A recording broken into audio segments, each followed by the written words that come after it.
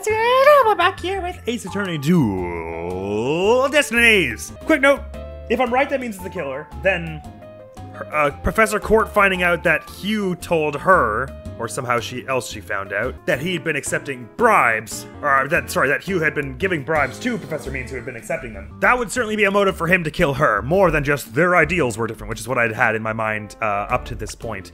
And it would certainly be a cause for some tension between these two if she had been the one to tell Hugh O'Connor. To tell on who Hugh O'Connor, rather. Something that piqued my interest is that I don't think it's mentioned anywhere in here, but in the mock trial, Juniper said, "It's true that I said you were a goner, but I didn't mean it in the moment." So I don't know if, I suppose since we're saying that this voice recording was faked, she never said anything like that, or sorry, it's been identified as fake. She never actually said anything like that on the night proper, because this entire tape is fabricated. So that was just yet another ploy to make it look like the script.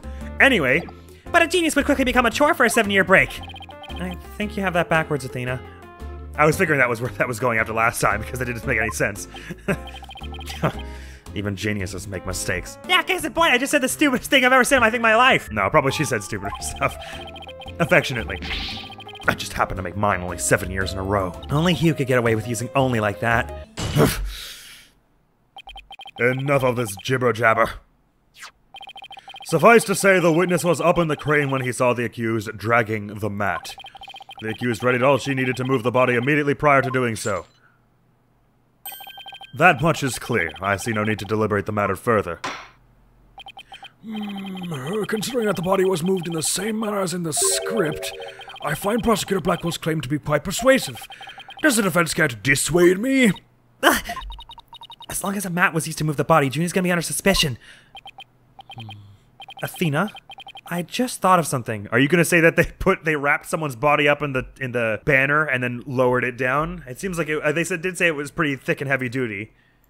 I guess that could be a way of getting the body out, because those both are windows that go from this, and it would explain why you had to get rid of this one, which is something I've been confused about for a while. What was Hugh doing in the crane right before the mock trial? He couldn't have been on the job at the time. I mean, he was waiting for the trial to start. Yeah, why was he in the crane? Wait, you don't think... Your Honor? Yes, Miss Cykes? I've got it! I've got an amazing idea that will turn the prosecution's claim on its head.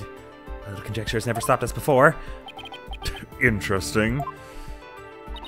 Mr. O'Connor, you were using the crane to move the body. Alright, okay, that's the only thing that makes sense there. The body was just like it was in the script, so it must have been moved like in the script too. At least that's what the prosecution believes. How simplistic, even foolish. Those are pretty strong words, Athena. You sure about this? It wasn't the other two options. The witness is a licensed crane operator, so he could have used it to move the body. Objection! Objection! Well, Golden Boy, care to chime in?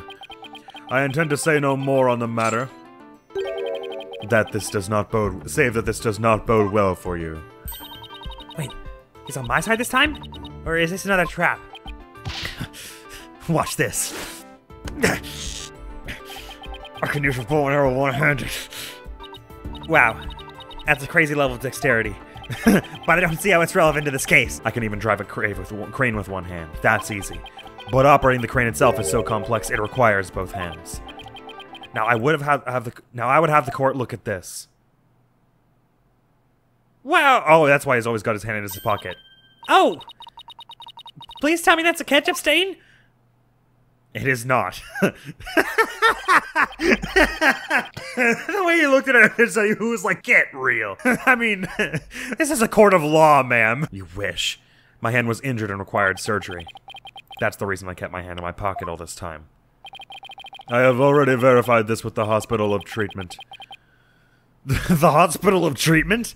Are there other kinds of hospitals? I guess he's just saying the particular hospital. Quite a nasty wound, they say. So, how did you hurt it? I see no need to discuss that. It has no relevance to this case. Then why did you bring it up? Oh, right, because you're saying you couldn't possibly have operated the crane with only one hand. 2 hands are required to operate complex machinery such as a crane. Ergo, on the day of the mock trial, the witness was incapable of moving the body by crane. Alright, now this is where I finally get to use your own tricks against you. How can you prove that you were wounded on the day of the murder, Or the day of the mock trial? Huh? How is that? Oh, Blackwell says he confirmed it with the hospital. Proof. Right now. You have 5 seconds. Phil, Your Honor, I win. Now I'm the fool! I'd planned on moving the crane the night before the mock trial, but then I got injured. Wanting to keep my part-time job a secret, I had to do it just before the mock trial instead. What? But you were injured. Get here, I thought this was the big break we've been waiting for. Hey, wait, what about... Sorry, did you just say he got injured on the day of the murder? So wait, but You don't look very injured in this photograph. You mean to say you were doing stuff with the crane here, and then you just got out of the crane, cracked your own hand in two with a hammer, and then got back in the crane and were like, ah, God, I can't move it today. I'll have to do it tomorrow. And now are telling me that you can't operate it because you're... This doesn't make any sense, what you're saying here. Now that the defense's sophistry is laid bare, I would have the court recall my claim. The body was dropped out of a third-floor window to a mat near the maintenance area. Then a ball cart was used to move it to the stage. See, I've been paying attention. Well done, your baldness. Now consider this. The accused was sighted dragging that mat. Ergo, it was she who moved the body. I don't understand. He got injured and then went back in the crane to move it the next day, but now is telling us, well, I couldn't move the crane because my hand... I wouldn't have been in the crane because my hands are injured. Like, I couldn't have moved the body. Oh. wait, no, what? How are you? Oh, he can drive it one-handed. Is that what he said? Oh, okay. Sorry, I'm an idiot. He can drive the crane, but he can't use the crane arm without both hands. Okay, fine. Fine. Even so, he doesn't look terribly injured in this photograph, so apparently that happened. Well, that seems dreadfully unlikely that you got injured at like 6 or somewhere after 6 p.m. and then were able to get to hospital and get surgery and were discharged in time for the mock trial the next day. And well, I don't know. It just seems unlikely for a plethora of reasons. How'd you get injured from inside the crane? I mean, I assume you wouldn't get out of the crane until you were done with it. Anyway. I think you were on the right track, Athena. You do? Yeah, Juniper remains the prime suspect if we assume the body was moved per her script. So as the defense, you have to figure out how else the body could have been moved. But... Oh, is he telling me to think of another way besides the crane? I can think of the pulley system. Miss Cykes, if you have a counter-argument, the court will love to hear it, and if you do not, it is time for the verdict. Isn't that correct, your baldness? Objection! I have full health! You can't do this to me! No, not yet! All I have to do is show that the body wasn't moved like it was in the script, right? Well, that would show that the mat had been nothing to do with this case. There is a sword of great renown that cuts down sophistic lawyers. Its name is evidence. Thanks for the comment about the sword. That reminds me of the paste that I found in that banner that it definitely was used to move the body. You don't scare me. Force a smile, Athena. You can do it. What's wrong with your face, Athena? It's a weird mix of terror and creepy grin. Just focus on how the body could have been moved without it being dropped. How could anyone lower it without just dropping it? It's not like it could fly. The banner! I should spell this out for the players so they don't have any agency in this. Or maybe it could. After all, there is a way to zip between the art room and the stage.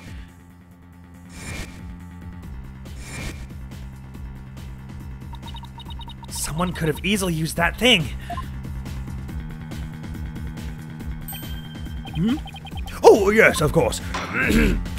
Miss Cykes, the court would like to see what you have for us. All I have to do is show the tiniest shred of a possibility. The mat and ball cart weren't used to move the body. This is what was used. Take that! By using this just right, the body could have been moved without the mat. Really? I would love to hear how that would be possible. Yeah, I'd love to hear how too. Oh, come on. Are they going to ask me to use the red one? But they would have burned the red one if there was... Because there's only a tiny bloodstain on it. There would be way more if it was the one that was used to move the body. So it has to be the one that they burned up, right? Or that's the one that makes more sense anyway. Fine. Miss Cykes, that would be your job in case you've forgotten. No, right! I know there's something that connects the art room and the stage. I just have to show it. The red one. Whatever. Take that! The key here is the thing that ties the art room and the stage together. Might I propose an idea? It might do you well to tie your lips together lest you further expose your ignorance. Shut up. This isn't exactly the time for black comedy, Prosecutor Blackwell. Anyway, the court will require that the wire on which the school banner was hung. That wire was strung between the art room and the stage, which allowed students to run or reel in the school banner from the art room. The body could have easily been lowered down to the stage via this wire. You just got owned in the face. Spare me your armchair theories. This wasn't some kind of high wire act. The body surely would have fallen, yet there are no signs of blunt force trauma. Objection! Oh, you surprised me, Prosecutor Blackwell. You didn't actually think I failed to account for that. I'm sure that's exactly what he thought. When we investigated the stage yesterday, the bottom part of the school banner had been tied into a pouch-like shape. Oh, he's just saying that without tying it up, you wouldn't have been able to move a body in it. Right, okay. And pouches are useful for carrying things. What do you think this one could have carried? Well, go on. Please explain. The body, Your Honor. The body was bundled into the pouch-like section of the banner and sent down the wire. And that's how part of her notebook fell into it. The body would have been down on that stage in a flash, and there'd be no need for a mat.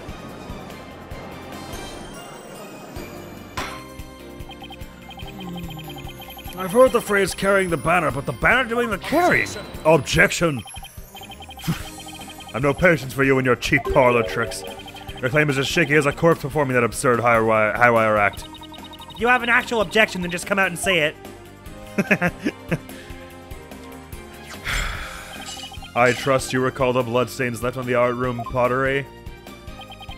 If the wire had been used to move the body, it would have had to be via the window above the quad, the one with the winch. However, the bloodstained pottery was next to the window above the maintenance area. That is a good point. I failed to account for that. I mean, you could have spread it after. We know that people were fabricating tape recorders and stuff. Or, the tape recorder's real, but they fabricated and put it what was recorded on it. Go the wire and banner had not at all to do with this case. We can confirm that isn't true because of the blood on it, though. Oh!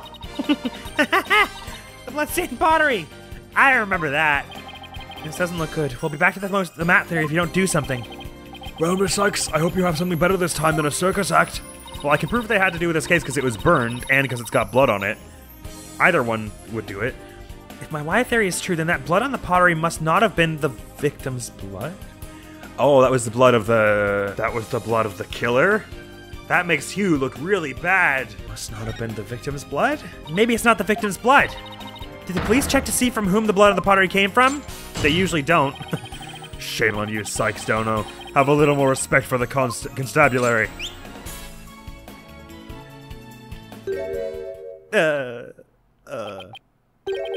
Fulbright? Looks like they didn't check it. They never do! Why would I assume they did this time? Ha! Don't let it get you down, Prosecutor Blackwell. Everyone makes mistakes. Spare me your cheek. You will know not either way until the tests are run. I think Fulbright didn't even say anything. He was just like, True, but in the meantime, I'm going to press my claim as far as I can. Your boldness, I demand that the blood on the pottery be analyzed this instant. Of course. It shouldn't take long to get the results back. Just long enough for you to have like 3 more testimonies where you can lose. Oh god, never mind, here we go. Oh my, that was quick. Where is this history if it turns out to be the victim's blood? No, we're not. The banners are like really important. Please, please, please let it be someone else's. It seems the blood was not from the victim. What?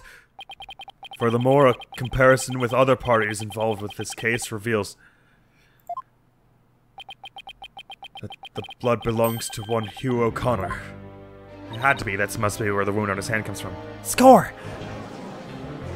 Still, it doesn't seem right to me that he killed anyone. Oh, right. Juniper even told us he had blood all over his hands. I guess it wasn't necessarily his, but I probably should have thought of that earlier.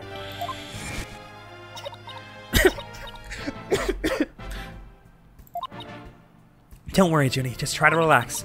His hands were dripping with blood. Your Honor, as we saw earlier, the witness's left hand has suffered a serious injury. He sustained the wound in a struggle with the victim, and his blood got on the pottery. And Junie saw his bloodstained hands as they passed her together in the first floor hall. Sorry, I really mumbled that whole sentence. It's the only explanation that covers everything. Objection! There is but one way now to turn aside her blade. But do not cast the blame on me.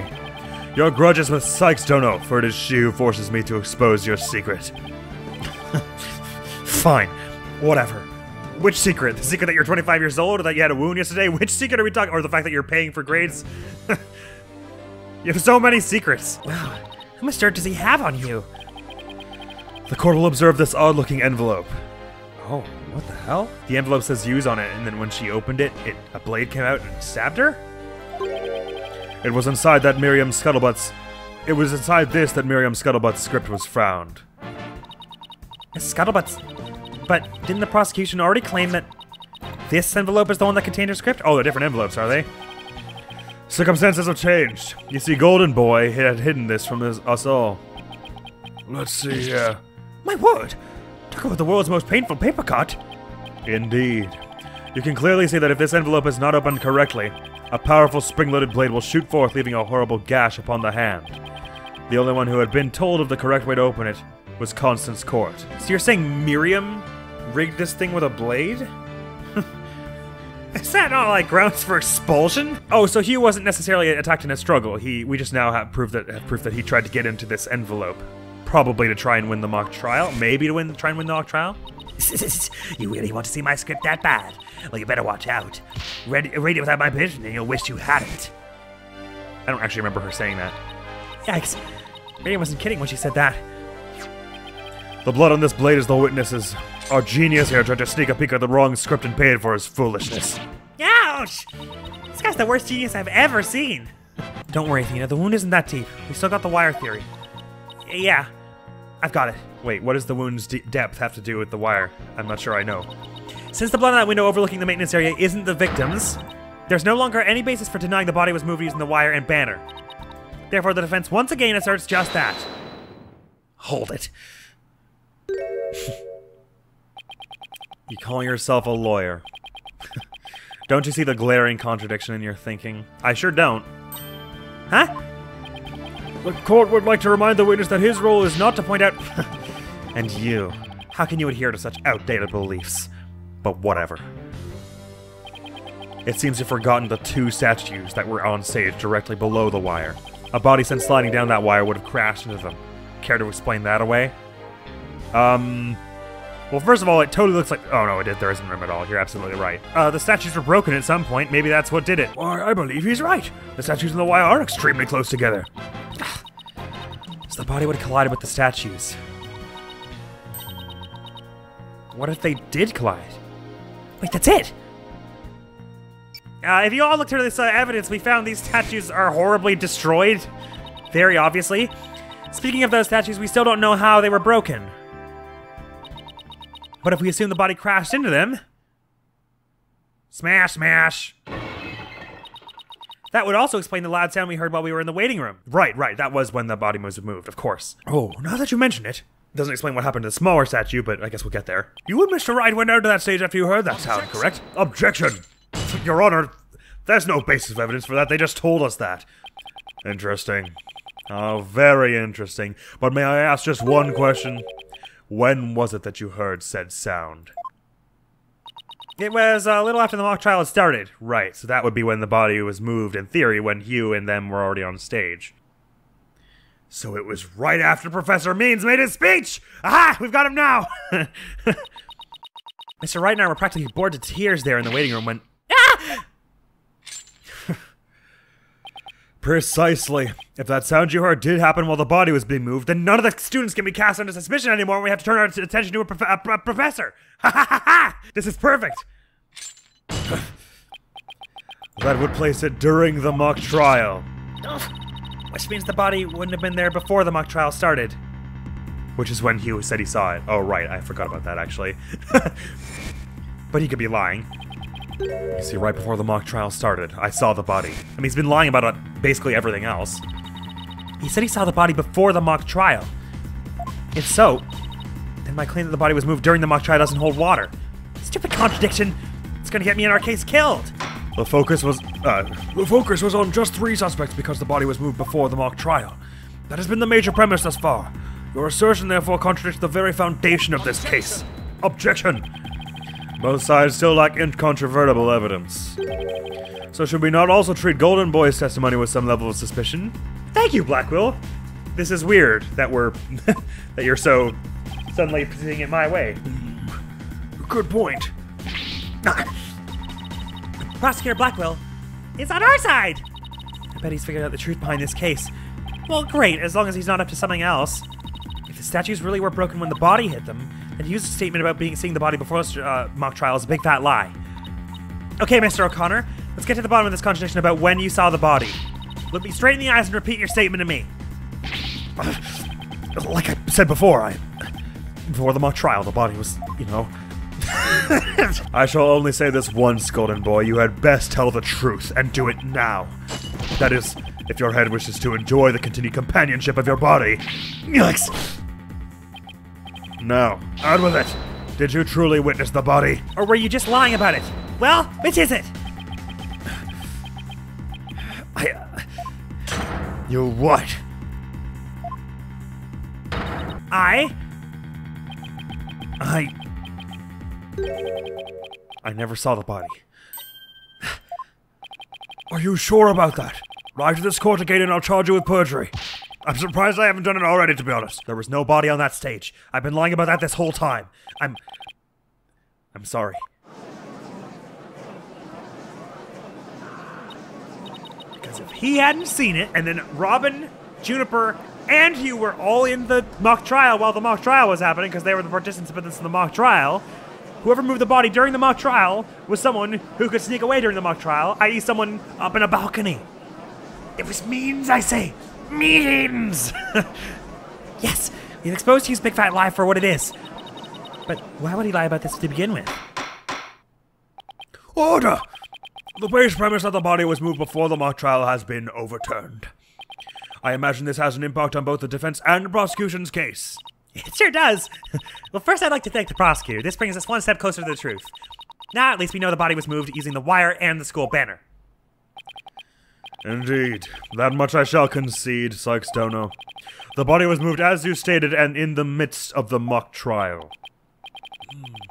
So both sides are satisfied then? If the body was moved before the mock trial, we have our three suspects. But if the move took place in the midst of the mock trial, it is an entirely different story. Right.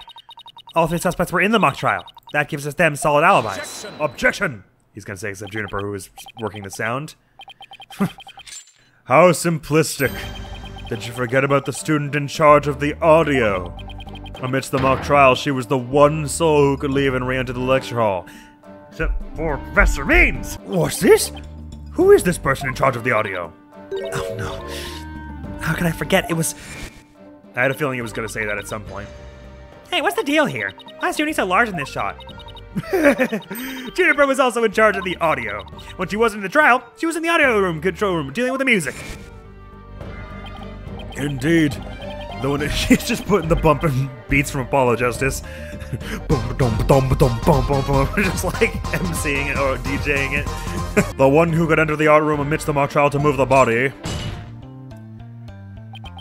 was none other than the accused, Juniper Woods, for she was in charge of the audio. No! Why, yes, I see. That does make perfect sense. This can't be happening. Instead of exposing Hugh's crime, Junie's in even deeper. It ain't right because well, I suppose it doesn't really show here how to get into the audio control room. Is it just from here? How the hell would the audio control room let you sneak away to the audio? You'd have to go back up here to get to the audio control room. Unless you enter it from the other, like you leave all the way around and go in from here. It doesn't, this floor plan is really unhelpful in showing us. But there's obviously something different between this wall here and this. Is this just showing that this is a window, maybe? And this is wall? I don't know. Regardless, it ain't all bad, Athena. Close up that gaping maw of yours. No matter how you slice it, we're cooked. Here I thought Prosecutor Blackwell was on our side, at least on this issue. The Twisted Samurai strikes again. Twisted? It's more like dirty rotten. I object to the defense's characterization of me. Your boldness, it is time to put an end to this farce. The prosecution has presented a quite convincing case, but the defense has had one last chance to voice any remaining objections. Well, Miss Cykes? Apollo, what are we gonna do? I've got nothing left. Nothing. Nada. Niente. I've been trying to think of something, but I'm drawing a big blank too. Poor Junie. Unless we figure out something, she'll be... Objection! Objection! Well, I object to... Hold it.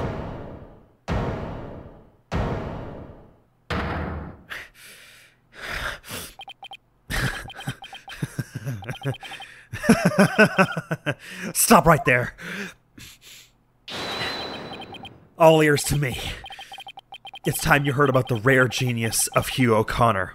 He's going to explain how he somehow had something to do with it to cover for Junie, surely, again. Listen, and you'll hear the secret behind my perfect crime. Perfect Crime? It's obvious he's doing it just to cover Junie, which casts even more suspicion on Mr. Means. Hey, this is some serious deja vu. Didn't we just go through something like this yesterday? Yes, we did. So it better not be another one of his engaging traps. The murder, the moving of the body, the cover-up, it all sprung from my brilliant mind. Well, go ahead, arrest me. The real killer is right before you. Order, I say. Mr. O'Connor, like yesterday, you can't just do that to cover for Junie. We need evidence. You already confessed yesterday, then earlier today recanted your confession. As if you mouthbreathers could comprehend my genius. The end justifies the means. Now bow down and kneel. Kneel before my great and maddening intellect. Objection. Enough. The only thing maddening is the ignominy you bear for all to see. Or ignominy, rather. For it is impossible for you to have been the perpetrator behind this crime. There is no perfect crime, only a perfect alibi, for you were at the mock trial. And it is silly that I must remind you of this, but you were a participant the entire time. You know what's really confusticating me about this case? What's obfuscating this case for me? Obfuscate is so much more fun to say. What's obfuscating this case for me is that Hugh must know it was Means, because he was the one, at least with my theory so far, that it is Means and that he was taking bribe money, because he was the one bribing him, and he must have known that Court found out because he had a meeting with her. So it only makes sense. It must only make, I mean, I guess maybe he's just not the, he's not, we've shown already that he's not exactly the genius he claims to be, but I think even he could reason out that Means has a motive then, if the Court found out that he was accepting bribes. But if he knows it was Means, why would he not testify to this? Why is he going around with this ring around, it was me, it wasn't me stuff? He thinks that Means won't be able to be indicted, I guess. But there's plenty of evidence. I mean, he was there during the murder. It had to have been someone who had free reign to move around during the mock trial, which would have been someone, say, in a balcony. It had to have been someone with some amount of control to faculty to be able to, like, get... Well, I don't know about that point. But anyway, Anyway, and it is silly that I must remind you of this, but you were a participant the entire time. There shall be no mercy if you persist in hindering this trial with your silly little act. He doesn't seem the least bit shaken by Buckle's threat. Listen, Mr. Prosecutor, calling that a perfect alibi is beyond contempt. Your Honor, I'd like to take this opportunity to offer further testimony. I will now demonstrate the very moment of genius that transcended even perfection. I didn't say you could go, but fine, just start talking, I guess. Hugh's confession. And here comes the up-tempoed testimony theme, of course, because we've got to be zeroing in on it. There's a lot of evidence we haven't had a chance to use yet, but Means is going to get on the stand in a bit, I'm sure. You won't believe this, but I used a body double. That wasn't the real me at the mock trial. That means I didn't almost lose. My body double almost did. I slipped out stealthily while my double took care of the trial. I had the run of the campus. In short, I'm the killer, Juniper's innocent. Excuse me? I have a question I was hoping the defense and prosecution might help answer. Is it just me, or does the witness's testimony make no sense at all? No, it's not just you, Your Honor. All I got from listening to that was a headache. Yeah, that was just plain weird, especially the whole thing about a body double. Well, that was the whole testimony, Apollo. Well, I'm relieved it's not just me. And the prosecution? Your boldness, summon an ambulance this instant. The witness is stark raving mad. Yes, I think that would be for the best. Now then, let's pretend that never happened to move on to my verdict. Hold it! You people don't believe me? It's not a matter of not believing you, it's more along the lines of questioning your sanity. Yeah, the funny farm just called, they want their genius back. Objection! Shut your pie holes! The intellect of a genius transcends even logic.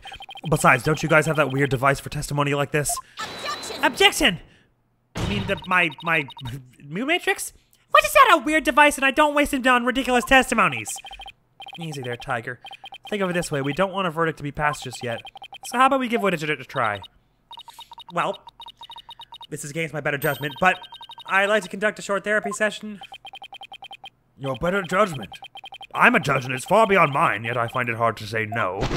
I mean, we're questioning his sanity now, and I'm a therapist, psychologist, so I think I'll be the one to render a verdict on his sanity. Prosecutor Blackwell, I trust you have no objections? Prosecutor Blackwell? The prosecutor said, rubbish, we will be out on a stroll, and then left with Detective Fulbright. What? How did he do that? How does he get away with stuff like that?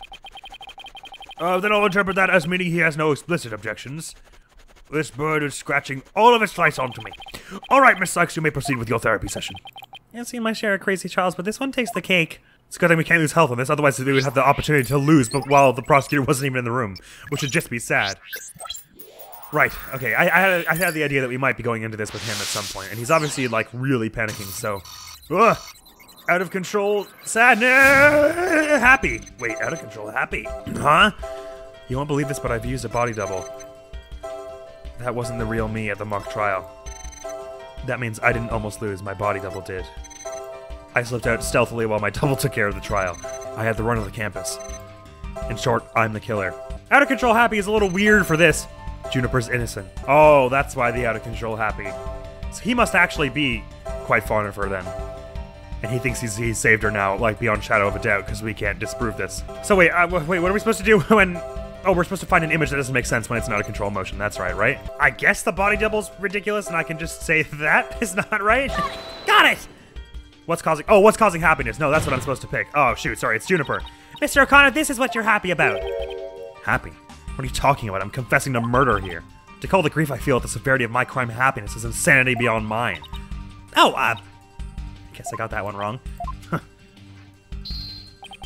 I pity you, mouth breathers. You should listen attentively to the genius of my confession. Sorry, it's Juniper. I forgot what you're supposed to do when it's an out of control one. I accidentally hit the consult with Apollo button. I don't get it. His confession is overflowing with happiness. Maybe he enjoys thinking as how us mouth breathers can't comprehend his genius. But this goes way beyond normal happiness. He seems to take an insane level of delight in his confession. Even a normal level of delight would be weird for a confession. Then again, he's not what I'd call normal. You. Why are you confessing? Who is this really for? I feel like that's the key to his out of control motion. Yeah, he's happy because of that Juniper will go free. I got that much. He's happy about Court's death. No. Got it! Mr. O'Connor, yesterday you said that you really didn't care about Miss Woods anymore. I already told Juniper, so I might as well tell you. I don't really care about her anymore. What? Why? Yeah, well, Juniper reported my secret to Professor Court. His secret? Oh, the bribe. She wanted nothing to do with me because I disappointed her. That's why I don't care about her anymore. I was never trying to protect her. My confession was always about one thing and one thing only. The truth. Objection! Mr. O'Connor, you feel great happiness in the fact that you might help set Miss Woods free. So much so that it overshadowed all of your other emotions. What are you... I can hear it clearly now, Mr. O'Connor. The discord you've been trying to suppress. People don't normally feel like you do when you confess. So Hugh really was trying to protect Juniper.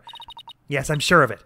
Hugh's feelings for her are the real deal, which means he's lying about having been the killer, which means it had to be someone else who was free during the trial, which means it was Beans! But that means his confession is... Finally figured out the obvious, have we? Oh wait, no, unless it was... It's either Blackwell or Means saying this. Means wouldn't say it this early, it's gotta be Blackwell, right? Because it's still a noise. Finally figured out the obvious, have we?